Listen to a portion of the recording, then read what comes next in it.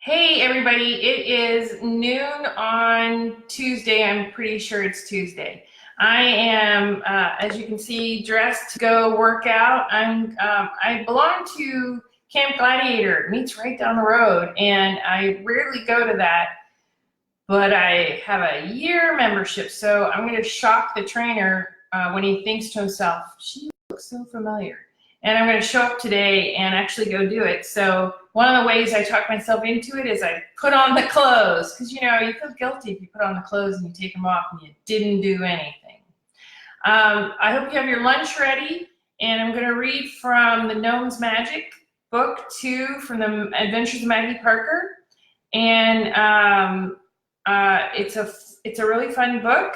It's elementals and gnomes and elves, and it's the premise that Earth is a ship stuck in the sun's orbit, and it has been for thousands of years.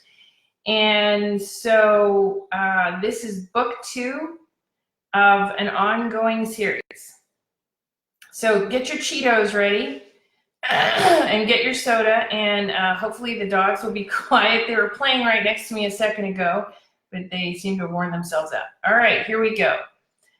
The sun was barely rising behind a cluster of skyscrapers in downtown Austin, coloring the dark blue sky with a streak of deep orange. Maggie Parker glanced over her shoulder and recited part of the rhyme her father taught her as a child. Red sky in the morning, sailor's warning. She already knew something ominous was about to happen. They were there to hunt Simon Wesley and retrieve the compass.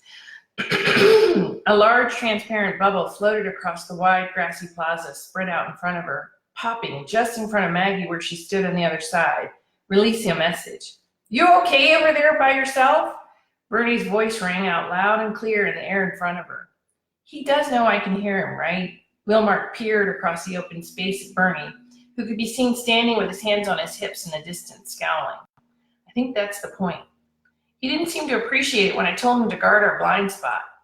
The knight briefly stepped out of the shadows, still wearing the tall boots and leather pants, and a form-fitting tunic with the crest for the Knights of Godwin in the center. He did it anyway, though. I'm learning that about Bernie. Maggie stepped out of the shadows beside him and waved over her head, which didn't seem to be doing anything for Bernie. He held his stance and stared, smoothing out the front of a mustard-colored sweater. Small, illuminated bubbles piled out of his mouth as fireflies floated just above his head. Even Bernie is nervous. That's not good. Maggie turned away for a moment, taking in a deep breath. I'm standing on South Congress Avenue between a knight of yore and a gnome, tracking a fellow coworker for a magic compass. Yeah, that's about right. She wanted to go tell her sister Diana everything, soon enough. She let out the breath and turned back around, touching her lips. The memory of Jake's kiss settled in her chest, and she felt a cool thread of energy pass through her head. So the pea-brain's magic is not all business. Good to know. What are you smiling about? The knight was giving her a puzzled look. None of your business, she said, feeling her face grow warmer. Maggie was standing in a corner of the plaza located behind the office tower that was shaped like an oversized Mayan temple. Blue lights were still lit along the edges of the ascending levels, reflecting off the red granite front. She looked toward the east and felt her mind clear for a moment. Nothing like a Texas sky, she whispered. Let an orange sky be a good sign this time. Bernie waved to her again from across the plaza where he had taken up his designated position. It gave him a clear view of the nearby avenue and a direct sight line to Maggie. She raised her hand just as another shiver ran across the back of her neck, but this time it was accompanied by a sudden, brief pounding in her head, and she quickly stepped back into the darkness. She looked up to see what had changed, but the plaza was still empty. Did we miss him? No, he's here somewhere. He'll show himself. Now pay attention. Wilmark pressed his hands together, pulling them slowly apart to reveal a glowing blue ball of light. Can I do that? Maggie watched, her eyes widening, as the pulsing light swirled between the knight's hands. Wilmark shook his head.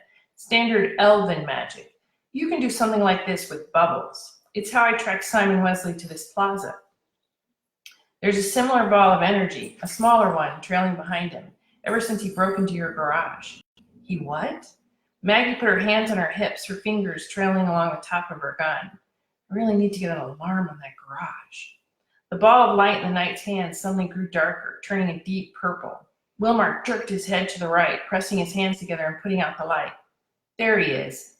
Wilmark pulled her back even deeper into the fading shadows, his long dark hair falling over his shoulder. Maggie felt a familiar urge to move in closer on a suspect, but the knight's large hand was gripping her arm, holding her back. Simon came into view, his coat pulled close, the collar turned up against the bracing wind, and his hands were jammed into his pockets. He kept his head down except for the occasional quick glance in every direction, and he was moving at a fast clip. Maggie saw his pocket bulge like he was grasping something inside, and she felt her muscles twitch, eager to take him down. He has the compass with him. Wilmark narrowed his gaze, studying Simon's movements, and saw his eyelids flutter over and over again.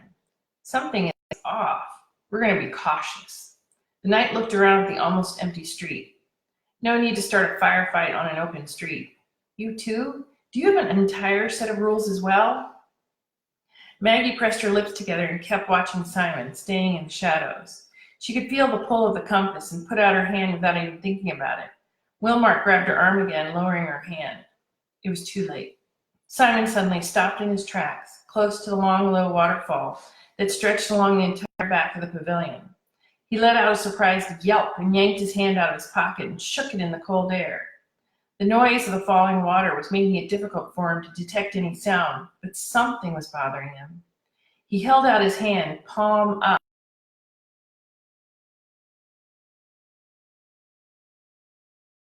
Letting out a low growl as his grip tightened around Maggie's arm. Maggie peeled his fingers off her arm and shot him a look. You're here as a courtesy, not as my babysitter. I'm here to protect you. You don't understand what you're looking at. There is so much for you to learn. I understand enough. Get this down now. We're allies, first and always. I'm willing to stand beside you, but not behind you. Maggie pulled out her gun, waiting. Wilmark crouched down further into the darkness. Simon is no longer an ordinary foe. He's practicing dark magic, some of the oldest kind. It's already taking him over. He shook his head. It takes a rare magical who can use blood magic and survive. Your gun is going to be useless against it. Maggie furrowed her brow, putting her gun back in the holster. Even from this distance, she could see something was happening to Simon. His head jerked back and forth, left and right, and his eyelids bulged out in places, only to lie flat again. What the hell is that? Simon opened his eyes, his teeth clenched. A single bee emerged from underneath an eyelid and stood momentarily on his cheek before taking flight. He threw his head back, his arms straight out to the sides. Another bee emerged, followed by another, until a swarm was surrounding his head, carefully following the lines of his face and forming themselves to it, till all that could be seen were the two dark eyes. Maggie's mouth was open in a perfect "oh," but she quickly shut it and felt herself relax into whatever was coming next. You find a solution by staying calm. That's one of my rules. Her hands rested on her hips and she lifted her chin. That's a new level of darkness, she whispered. Simon's head swiveled in Maggie's direction, the swarm turning with him like an angry cloud. The sound of the buzzing grew, overtaking the gentle rush of water over the carefully laid stones behind him. Wilmark looked over at Maggie, recognition growing on his face. He can sense you. No, the compass can. And he's using it like that old children's game. He's getting warmer. She felt the tug again, right in the center of her chest. I think I've become connected to the compass. Simon took a step forward, looking deeper into the shadows. Maggie stepped back, knowing it wasn't going to work. Warmer, warmer. I think he's about to get red hot, she whispered. Tell me, Wilmark, if my gun won't work, and he's using ancient dark magic that has you rattled, what do I use to fight him? This was a mistake. Wilmark tried to slide in front of Maggie, but she quickly darted just ahead of him, preventing his block. Maggie prepared herself for whatever was coming next. But something was stirring behind Simon, and she looked just beyond him. No, don't. Bernie was stepping out of the shadows, blowing a continuous stream of bubbles till he was surrounded by them, transforming himself into a large yellow python, quickly slithering across the open space and winding his way up Simon's body. A smile grew across Simon's face, and he turned his head, looking straight at Maggie, through the swarm. That's when she saw it. His eyes were completely dark under the shock of silver hair hanging down over his forehead. Maggie sprang forward before the knight could stop her, determined to stop whatever Simon had in mind for Bernie. She quickly covered enough ground, stopping just yards from him. Just do what Bernie taught you, focus on something, and think of nothing. Easy. She put her hands out in front of her waist and forced herself to calm down. The python surrounding Simon curled around his neck, tightening down his trunk, but the smile remained on Simon's face, even as the bees changed direction and left their orbit around him. They were gathering in a stream, slowly building a noisy bridge pointed toward Maggie. His blank black eyes stood out against his pale skin as the spidery black web spread underneath his skin, stretching across his cheek. The darkness was poisoning him. Save Bernie. Maggie set the intention and let go, letting the energy flow through her. A tingle, building to a hum, gathered along the back of her neck as a cool thread of energy rolled through her head. She repeated the intention. Save Bernie, and let it go again. A large, deep blue bubble grew in her outstretched hands, blowing apart into 1,000 small bubbles that wove themselves together into a coil, whipping across the pavilion. The coil threaded itself under and around the enormous python, making contact with the scaly skin and instantly turning to gel, spreading in all directions. The snake lost its grip and fell around Simon's feet, its tail whipping back and forth in the grass in frustration, as it tried to regain its position, but without any traction. The blue gel quickly reformed into one long, continuous bubble, surrounding the snake, barely lifting it off the ground. You had no right! I can do this! Bernie's voice came screaming out of the snake, angry and hurt. Maggie felt an ache in her chest, and it momentarily caught her off guard. The deep blue of the bubble faded, and holes appeared, dropping the snake back to the ground with a thud. Maggie gasped, suddenly in a panic at what she had done. The python tried to slither away, but instead whipped back and forth in a pool in the center of the pavilion. I've made it worse. He's defenseless. She kept her hands out, doing her best to let go, form another bubble, but it wasn't working. Her entire focus was on the helpless snake, Bernie, caught at the feet of Simon Wesley. Simon's sneer grew, and he raised his hands, the fingers curled, directing the beast to attack. The swarm reformed itself into a black and yellow ball over the length of the snake's body. Maggie didn't wait to find out what was going to happen next. She ran as fast as she could, covering the last of the space between them, and lunged at Bernie, covering as much of the snake with her body as she could. She rolled over to face Simon, her hand outstretched, still trying to get the magic to reignite. Red slime was pouring from Simon's curled fingers, dripping down his coat and creeping along the ground toward Maggie and the snake. 4 small stars were visible on his wrist. He's enjoying this way too much. The army of bees dove at Maggie, stinging her hands over and over again, but she held her ground, covering her face with her arms. A high-pitched whistle abruptly filled her ears, blocking out all other sound and making her cringe in pain as it echoed in her head, and she put down her arms to see what Simon was throwing at them now. Bring it. This time, the weapons weren't aimed at her. Sparks in the shape of tiny gold spearheads flew over her head, piercing Simon's skin with small, painful nicks, pushing him backward. Simon reared back his head and roared in anger. Wilmark had come out of the shadows and was fighting back, pushing Simon from the center of the pavilion. The tall elf was straining under the pressure, his arms outstretched, still shooting the small missiles. The red slime pouring off Simon redirected itself, making a sharp right turn along the ground, away from Maggie and the snake, headed directly at the knight. The deep scarlet liquid caught an edge of Maggie's shoe, burning the sole and releasing a stench of lavender and rotten eggs in the air. Maggie pulled her leg back as Bernie transformed behind her, back into a gnome. He leaned forward in one swift move and wrapped his arms around Maggie, muttering, "In terris non sunt infirmata." What the? The world went black. Maggie felt herself fall endlessly, landing hard on the tile floor. They were inside the earth. She looked up in the dim light to see Jack's worried face across the cavernous room. What's happened? He was wearing a pale blue apron and was lifting an oversized wrench. Small flood in West Virginia. I have to fix the leak. Why are you here? Bernie held his grip on Maggie. No time. Rule number 88 is breaking out all over. The words whistled through his front teeth. Jack's eyes widened in surprise. You left a knight to battle by himself? I'm getting the others. Revertitur in quo nos fumus. Bernie, wait, you need backup. There was a clatter as the large wrench hit the tile floor. The air rushed out of Maggie's lungs, leaving her gasping as she zipped through another black tunnel, her head pressed back hard against Bernie's chest. The feel of nubby worn wool rubbed against her neck, the scent of strawberries filling her nose. They were right back on the pavilion, but this time located behind Simon, who was screaming in pain, his anger growing. The bees were in chaos, flying in different directions and colliding with each other. Wilmark was winning for the moment, but with each passing second was getting closer to losing the battle. He was stepping back, doing his best to avoid the red tide sliding toward him, and was almost out of room. He was going to have to choose between defeating Simon or saving himself. Bernie pushed Maggie to the ground. "What are you doing?" Maggie took in large gulps of air, rolling over onto her knees. "Wilmark won't be able to hold him forever, and Simon has no reason to keep Wilmark alive. I'm going to distract him long enough to let Wilmark get away. I'm going to help. You're not ready. We made a mistake bringing you here. If you get in the middle of things, Wilmark will fulfill his duty and sacrifice himself, and Simon will. Well, let's go over the more gruesome details later. Stay." He held out his hand. "You can get mad at me for that later," he yelled over his shoulder. Maggie got to her feet, ignoring Bernie's plea. She had a different idea, a new one. She held out her arms and set a different intention. "Help me to work with Wilmark." The energy shot through her, lifting her onto her toes as her back arced.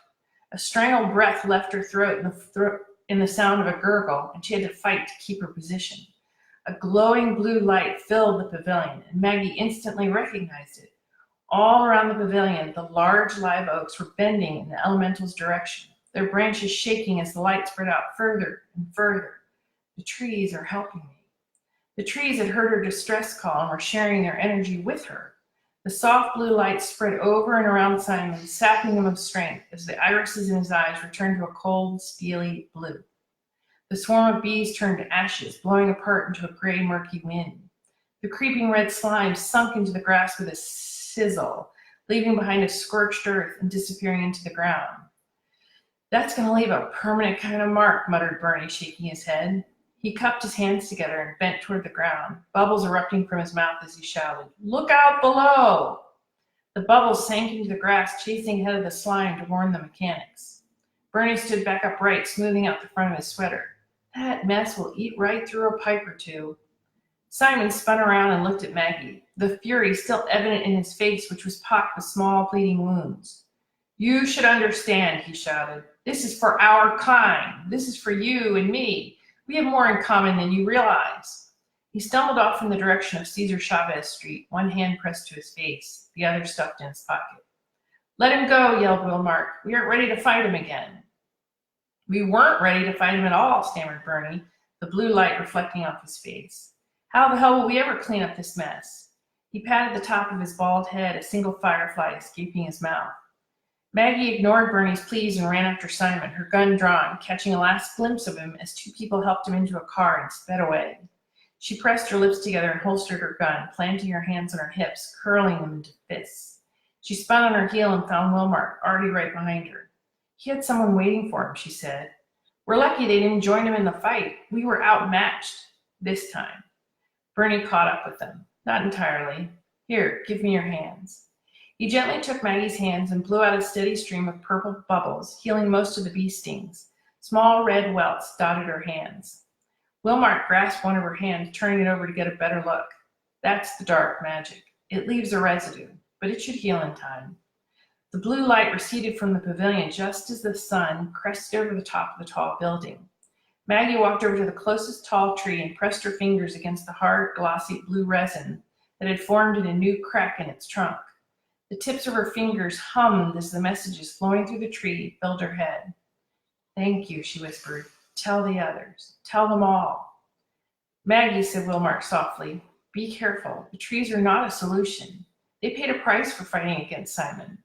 He's using magic that was thought to be destroyed a very long time ago. Making sure no one ever had access to those spells was one thing that both the Kashgars and the Huldu's could agree on."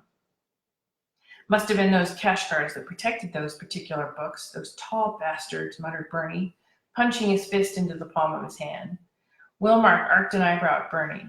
"There needs to be more formal lessons." Bernie stammered, whistling out the words. "Listen, Elf, I've been teaching her. These things take time." He flapped his arms up and down, revealing a hole in one of the armpits of the sweater. "She wasn't raised knowing she was an elemental. There's a lot of programming in there that's telling her she's not magical, he said, tapping his head. It may just take a day or two till she catches on to a couple of millennia of magic. You saw what she can do, didn't you? The trees interceding on her behalf? That's not written down anywhere. No one's ever seen them intervene like that before. No one even knew they were capable of that kind of thing. They connected to Maggie without being near her. Fellas, it's super flattering to have you talking about me while I'm standing here. Let's try and focus. Maggie looked at her hands, turning them over. This is going to be interesting to explain at work, which is where I need to be in about an hour. You need to learn how to be the elemental. Bernie smoothed out the front of his sweater. He's right, kiddo. I'm pretty sure Simon's not on any kind of work schedule anymore. He's not going to wait, and you're the key to his twisted plans. Maggie stepped back, crossing her arms over her chest. This can't be good. You have one hell of a stubborn streak when you want to. Bernie pointed his wide finger at Maggie. People and gnomes call me stubborn when they disagree with me.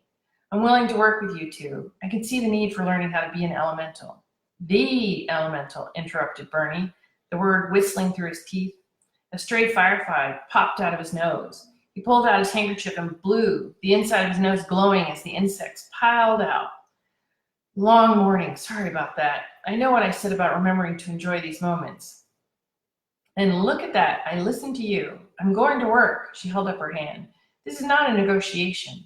I know what's at stake. I haven't forgotten that there's an entire world that may figure out I'm still here and take me out if I don't get that compass. But I have a job to do. I'll meet up with you after dark. Bernie and Wilmark looked at each other, even as Bernie grunted and threw up his hands. Fine. I have to get this cleaned up anyway, and I have a few leads of my own to run down. I could really use a snack. I want your word you won't go after Simon without me. No promises.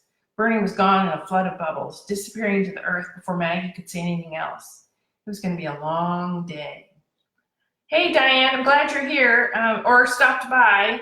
I hope you guys have a great day. Like I said, I'm all dressed, ready to go for a workout tonight because, you know, I bought a membership to Camp Gladiator months ago and haven't used it.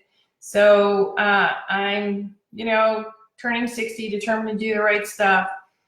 Gonna go anyway and do it. I'm glad you guys could stop by and join me. Great, the wonderful Grace is in the process of putting all of these up on YouTube. So in case you need somebody to gently read you to sleep at night, or you need a little entertainment, they'll be there. If you have questions that you want answers to about any of the books in Order Saren or any of the books in P-Brain, you can send them to me and I'll answer them before I read at noon. And we're looking for other ways to make this even more productive and entertaining. But in the meantime, have a great day. Hope it's an easy Tuesday for you. I hope you find some joy and gratitude in it. And I will see you all right back here at noon Central Time. I think that's 1 p.m. Eastern Time tomorrow.